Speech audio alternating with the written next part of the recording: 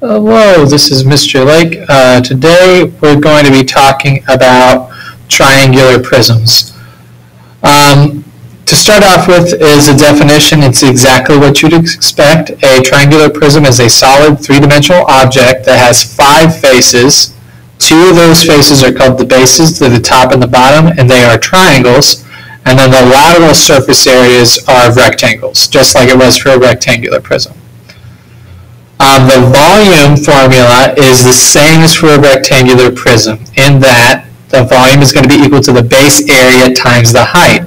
However, since the bases are now triangles instead of rectangles, you have to find the area of the triangular sides in order to find out what the volume is.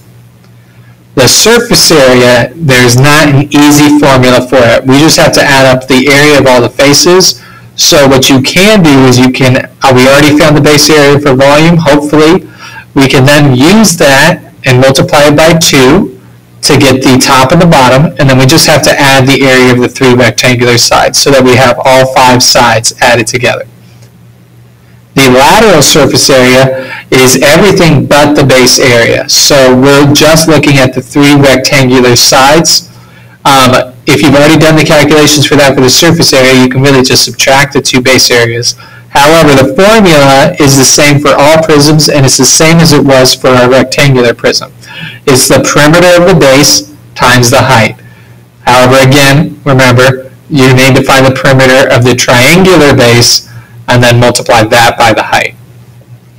All right, let's go through an example. So here we have a triangular prism. The triangular prism is a right triangle with side lengths 9, 8, and 10, 10 being the hypotenuse. It has a height of 5. The net has been drawn out for you as well. If you unfolded this, we would have our 2 triangular sides and our 3 rectangles. So given this triangular prism, the volume is going to be the base area times the height. The base area will be the area of this triangle, which, if you remember, is 1/2 the base times the height. The base will be 8, the height will be 9, so we get 1/2 8 times 9, which is 36. Thus our volume will be the base area, 36, times the height of our prism, 5. 36 times 5 is 180. For surface area, it's going to be 2 times the base area. We get the 2 triangles, but we also need to get those 3 rectangles. So the base area times 2, it's 2 times 36 will be easy. This one side will be 10 times 5 for that rectangle. This back rectangle will be 9 by 5. And then this bottom rectangle will be 8 by 5. So if you fill that all in, we get 2 times 36 plus 10 times 5 plus 9 times 5 plus 8 times 5. And if you do the math, you end up with a surface area of 207. The lateral surface area, number 3, is the perimeter times the height. The perimeter of this rectangle is 10 plus 8 plus 9, which is 27, times the height of our prism, 5. 27 times 5 is 135. All right.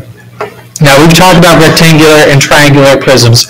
I would like to briefly go into how to solve this for all of our prisms. Anyone that you can possibly get, so I want to go over some general formulas. First, the area of any regular polygon whatsoever is going to be 1/2 the apothem times the perimeter, where the apothem is the length from the center to the side, i.e. A equals 1/2 A times P. Thus, no matter what kind of polygon you're given, as long as all the sides are equal, meaning it's regular, this formula will always be true. It'll be true for all your squares. It'll be true for all your regular triangles, your equilateral triangles. It'll be true for pentagons, hexagons, octagons. It does not matter. This formula will always work. And given that, then given any prism, like an octagonal prism or a hexagonal prism, the volume formula will always just be that base area times the height. The surface area will always just be adding up all the sides together, and the lateral surface area will be the perimeter times the height. So for this one, let's go through an example with a hexagon. So here I have a hexagonal prism. Its base is going to look like this. All right? let's say each of these side lengths was 2. Since it's regular, I know all of those are going to be the same. And the length from the center to the edge is 4. That is your apothem. So if we write out our givens, the side length is going to be 2. The apothem A is going to be 4. All right? So given this object, we can find the area is 1/2 the apothem times the perimeter. Our perimeter will be the side length times the number of sides. So in which case, we can substitute that in and start plugging in our information. We get the 1/2 times the apothem 4. The side lengths are 2.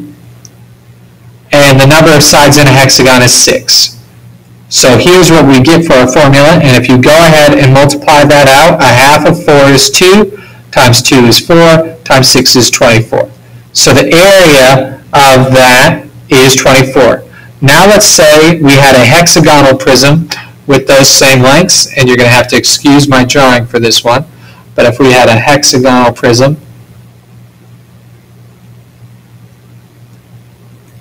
we would end up with something that looks a little like this, but not so terrible. So if we had a hexagonal prism and we wanted to find the volume, we know it's the base area times the height. So all I have to add in is that the height of this one is 10.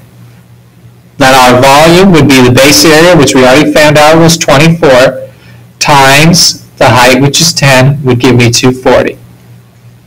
And the lateral surface area would be 2 times the base area times, if we go back and look, lateral surface area will be perimeter times height. Sorry, I was going to surface area. If we do perimeter times height, we already found out what the perimeter is. It's 2 times 6, which is 12, times the height, which is 10. We get our lateral surface area is 120. And then to find the total surface area, that's when we just need 2 times the base area plus all of the rest of the sides. In which case we have 6 sides, all of which are 2 by 10 rectangles. So I've got 6 2 by 10 rectangles. And if you multiply those together, we plug in our base area, which was 24. 6 times 10 is 60, times 2 is 120, 2 times 24 is 48, plus 120 is 168. So we will find the surface area of that prism is 168, the lateral surface area is 120, and the volume is 240. And you can go ahead and use those formulas for any single hexagon, or sorry, any single prism you could possibly get. You just have to be a little bit familiar with the formulas. The last thing I want to talk to you about is nets. So a net is when you fold out a three-dimensional object to see what it looks like. So here we have a net of a rectangular prism, a hexagonal pyramid with a little bit of extra side on it. But all you need to do is, if you're given a shape, then to find the net, you fold it out. So you're basically breaking it apart and folding it down. If you're given a net and you want to find the shape, then all you have to do is fold along the edges, and that will give it. So we could see, if we took our original shape, folded out the triangles on each side, there's going to be 6 triangles to make up our octagonal pyramid. If you look back earlier, if we took our original shape and folded it along these edges, we would fold out our 3 rectangles, and then we'd fold out our 2 triangles on the side. That's all there is for nets. It will take some practice, and the activity will help you do that as well. Remember, if you have any questions, go through, write notes as much as you can, ask the people that you're working with at your team. Feel free to use online resources as well. Ask your teacher as well. And as long as you have notes, they should be able to help you. Thank you very much for watching.